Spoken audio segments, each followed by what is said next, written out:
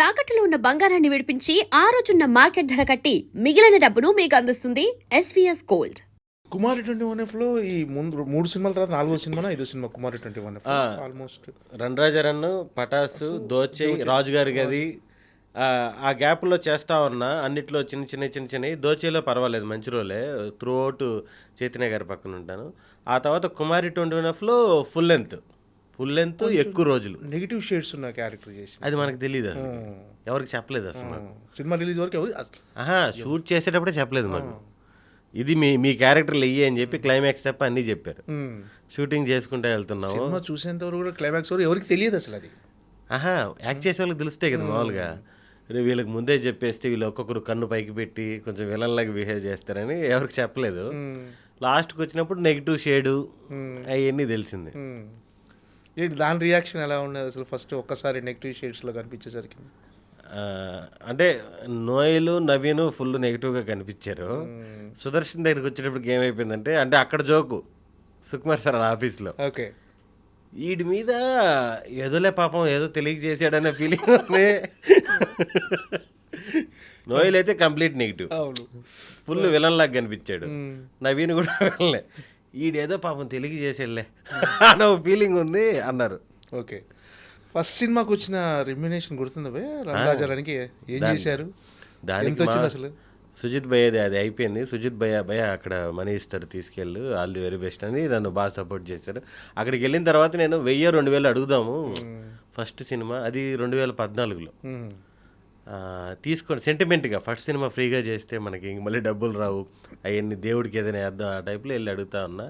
వాళ్ళు కూడా అక్కడ నరసింహ భయ్య కాదులే సినిమా బడ్జెట్ ఎక్కువైంది, నెక్స్ట్ సినిమా నుంచి మంచిగా రెమ్యునరేషన్ ఇస్తాం, ఇది కొంచెం చూసుకో అంటున్నారు. అది కాదండి మీ ఇష్టం అండి, అది నేను చెప్తున్నా, నువ్వు చెప్పు దాంట్లోనే ఉండింది ఎంత ఎంత ఎంత అనే దాంట్లో. తీరా చూస్తే వాళ్ళు 3500 చేతిలో పెట్టారు. ఓకే, నేను 1000 రూపాయలు అనుకుంటున్నాను, ఎక్స్పెక్ట్ చేసిన దానికి 3500 ఇచ్చారు. అసలు ఏం మాట్లాడుకుని వెళ్ళిపోయాను నేను. ఆ తర్వాత యువి క్రియేషన్ ప్రొడ్యూసర్ వంశీ గారికి కూడా చెప్పా, ఇలా జరిగిందండి అది అని. ఆయన కామెడీగా నవ్వి, అయితే ప్రొడక్షన్ కంట్రోల్ చేయాలా, ఓవర్ బడ్జెట్ అయిపోతున్నాయి. ఓకే, ఫస్ట్ రెమ్యునరేషన్ అయితే 3500. ఏం చేశారు వాటిని? చాలా రోజులు ఇది ఎక్కడ వేద్దాం, ఏ గుళ్ళో వేద్దాం అని అన్నీ అనుకొని ఫ్రెండ్స్తో కూర్చొని ఖర్చు పెట్టేశాం. ఓకే, అంటే ఈ ఫ్రెండ్స్ అంటే ఎవరో కాదు, ఈ శ్రీకాంత్, శేఖర్ రాజా గారు, వీళ్ళందరూ కూడా ఏం లేదు, మంచిగా నాన్ వెజ్లు అవి తెచ్చుకుని ఒక పార్టీ లాగా చేసుకొని, అంటే వీళ్ళతోనే ట్రావెల్ అయ్యాను, వీళ్ళతోనే స్టార్ట్ అయ్యాను. నా షార్ట్ ఫిల్మ్ తీసిన వాళ్ళు వీళ్ళు అందరం కూర్చొని సరదాగా ఎంజాయ్ చేసి. ఈ 75 సినిమాలు చేసి ఉంటారు ఇప్పటి వరకు? 75 లేదు 150 మూవీస్ అంటే చిన్న ఈ పెద్ద ఈ వన్ డే చేసినవి కూడా కౌంటే కదా. అవును, రణరాజర్ అంటూ ఇప్పుడు నారి నడుమతో ఆల్మోస్ట్ 150+.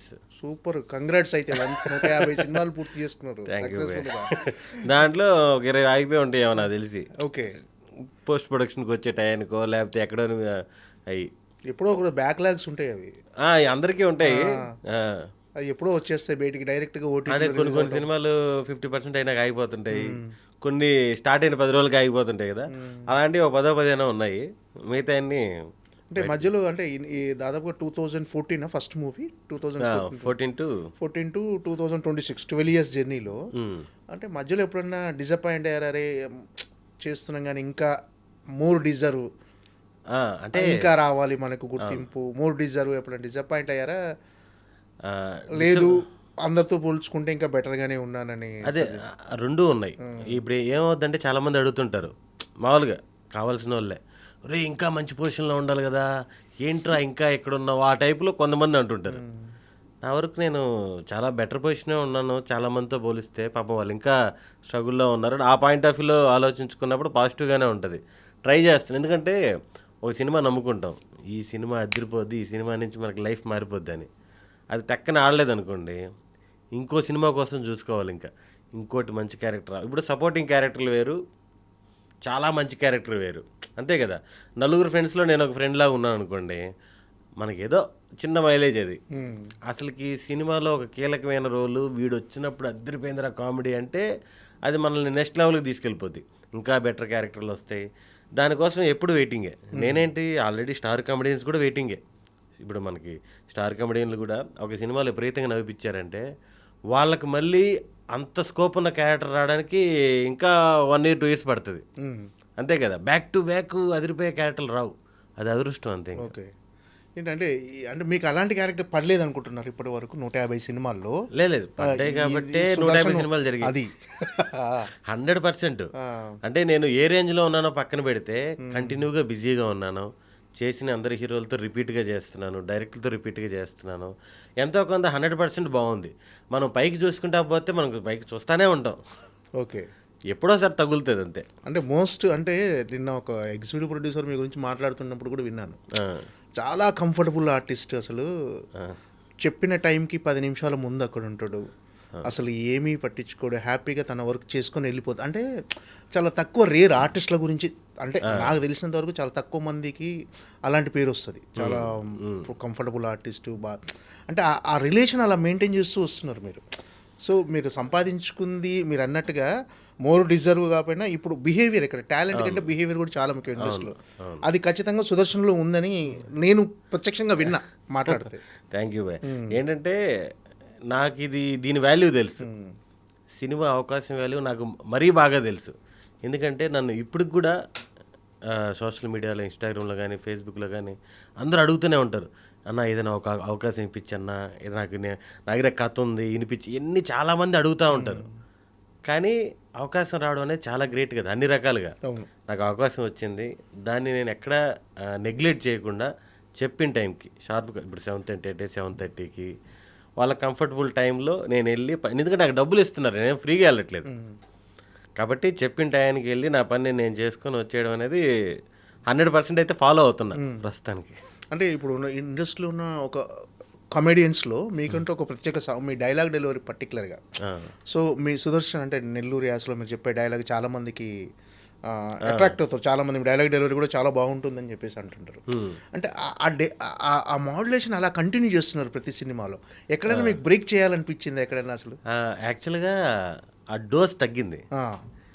ఎప్పుడైతే నేను స్టార్టింగ్లో వచ్చినప్పుడు నెల్లూరు స్లాంగ్ ఉందో, నెల్లూరు స్లాంగ్ ఇప్పుడు నేను మాట్లాడేది మీకు తెలుస్తుంది. ఇప్పుడు కడప అనుకోండి, ఇంకొంచెం ఏమి ఎట్టుండవు కొంచెం లెవెల్ ఎక్కువ ఉంటుంది. ఇప్పుడు ఈస్ట్ వెస్ట్ మీకు తెలుసు, తెలంగాణ వేరే రేంజ్లో ఉంటుంది, చిత్తూరు వేరే రేంజ్లో. నాదేమైపోయిందంటే హైదరాబాద్కి వచ్చి 12 సంవత్సరాలు అయిపోవడం వల్ల, ఇక్కడ ఫ్రెండ్స్ ఇక్కడ వీళ్ళతో తిరగడం వల్ల ఏమైపోయిందంటే ఆ స్లాంగ్ కాస్త నార్మల్ అవుతూ వస్తుంది. ఓకే, కొన్ని పదాలైనా మారుతున్నాయి. నాకు ఈస్ట్ వెస్ట్ ఫ్రెండ్స్ ఎక్కువ ఉన్నారు, వాళ్ళ వల్ల ఇప్పుడు ఎవరిని కల్పించినా కూడా అండి అని అలవాటు అయిపోయింది. అంటే బ్రో అంటున్నా, లేకపోతే అండి అంటున్నా, అలా అలవాటు అయిపోయింది. ఫస్ట్లో ఉన్న స్లాంగ్ అది డిఫరెంట్ స్లాంగ్ అని తెలియదు నాకు. నా పక్కన ఉండే వాళ్ళందరూ తిరుపతి, నెల్లూరు, చిత్తూరు వాళ్ళే. రూమ్లో కూడా షార్ట్ ఫిల్మ్ తీసినా కింద కామెంట్స్ వస్తున్నాయి, రే వీడి స్లాంగ్ బాగుంది, డిఫరెంట్గా ఉందని. ఆ కామెంట్స్ చూసిన తర్వాత అర్థమైంది నాకు, ఓహో నేను చిన్నప్పటి నుంచి నెల్లూరులోనే ఉన్నా, తిరుపతి, నెల్లూరు, పొద్దుటూరు, వేరే ఊరు తెలియదు, ఎక్కడికి పోలేదు. ఇక్కడికి వచ్చినాక ఈ స్లాంగ్ ఇంపార్టెన్స్ ఉంది, డిఫరెంట్గా మాట్లాడుతున్నాడు అంటే ఎవరి టైమింగ్స్ వాళ్ళకు ఉంటాయి. మీకు వే ఆఫ్ స్టైల్ ఉంటుంది, నాదొక స్టైల్ ఉంటుంది. ఈ స్టైల్ నచ్చింది, ఓకే, అందుకని ఇది కంటిన్యూ అవుతూ ఉంది. ఎక్కడో కొంచెం తగ్గింది సాఫ్ట్గా, అది కూడా మంచిదే అని చాలామంది డైరెక్టర్లు చెప్పారు. ఒరే న్యూట్రల్గా ఉండడం కూడా హ్యాపీ, అన్ని సినిమాలకి కనెక్ట్ అయిపోతావు అని. ఇప్పటి వరకు అంటే కెరీర్లో రకరకాల క్యారెక్టర్స్ చేశారు, కానీ అంటే ప్రతి పాత్ర అంతో ఇంతో సిమిలర్గా ఉంటుంది నెక్స్ట్ పాత్ర. అంటే కమెడియన్స్కి దాదాపుగా ఉన్న ఇష్యూ అది. దాన్ని మీరు ఫేస్ చేశారా? మీకు అనిపిస్తుంటుందా అరే అన్నీ ఒకే రకంగా ఉంటున్నాయి ఏదన్నా? ఇప్పుడు మీరు చెప్పినట్టు కమెడియన్స్కి మాకు ఆల్మోస్ట్ బయట ఏదైతే రెగ్యులర్గా రియల్ లైఫ్లో జరుగుతున్నాయో అలాంటి కథలనే తీసుకొచ్చి సినిమాలో పెడుతుంటారు. అలాంటి వాడికి ఫ్రెండ్ క్యారెక్టర్ ఉంటుంది. ఇంకోటి ఏంటంటే ఏజ్ గ్రూప్ ఒకటి. ఈ ఏజ్ గ్రూప్కి ఫస్ట్ ప్రిఫరెన్స్ ఫ్రెండ్ క్యారెక్టర్లు, స్పెషల్ క్యారెక్టర్లు తక్కువ వస్తుంటాయి. వీటిలో సిమిలర్గా అయితే ఉంటాయి, దీంట్లోనే చిన్న డిఫరెన్స్లు ఉంటాయి అంతే. ఊర్లు మారచ్చు, క్యారెక్టర్లు మారచ్చు, ఒక దాంట్లో బ్యాంక్ ఎంప్లాయీ, ఒక దాంట్లో కానిస్టేబుల్, అలా డిఫరెంట్గా. ఓకే, అంటే ఇంతకుముందుతో పోల్చుకుంటే ఏమైందంటే, ఇంతకుముందు కమెడియన్స్ అంటే ఖచ్చితంగా క్యారెక్టర్స్ వచ్చి వాళ్ళే చేసేవాళ్ళు. ఇప్పుడు ప్రతి ఒక్కరూ తమ పాత్రలో క్యారెక్టరైజేషన్లోనే ఒక కామెడీ మిక్స్ చేస్తున్నారు డైరెక్టర్లు. అవును, దానివల్ల ప్రతి ఒక్కరూ కామెడీని పండిస్తున్నారు. అవును. సో ఇది ఎలా అనిపిస్తుంది? టఫ్గా అనిపిస్తుందా? అరే అమ్మ కాంపిటీషన్ పెరిగినట్టు అనిపించింది, లేకపోతే అంటే పంచెస్ మీకు ఉంటాయి, ఎదుటి వాళ్ళకు కూడా ఉంటున్నాయి. అవును. సో ఈ ఈ ఈ వేరియేషన్ కానీ డిఫరెన్స్ కానీ మీకు అనిపించిందా?